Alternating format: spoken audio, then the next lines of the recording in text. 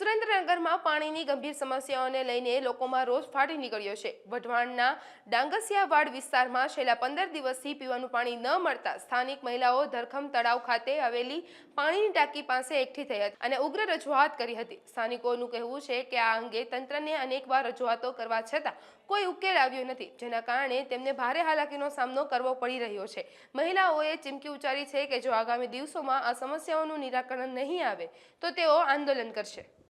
અમે વારે વારે પાણીની રાડ કરી, અમે પાણી આવતું જ નથી। 9 વારેથી તો ઠામ કોઈ ના આવતું અને હોલંકી સાહેબને ફોન કરી, ઓલા સાહેબને ફોન કરી, બધા એમ કે હમણાં અડધી કલાકમાં પાણી ખોલશું, પછી પાણી આવતું જ નથી। અમને પાણીના પીવાનું પાણી બાયથી આવી ગઈ, કેમ બાર આવી ગઈ પાણી પીવાના। આ કયા વિસ્તારનો પ્રશ્ન છે તમારો? શ્રીજીનગર વાયન કૃષ્ણનગર સોસાયટી કહેવાય તમારી, કૃષ્ણનગર સોસાયટી કહેવાય। અને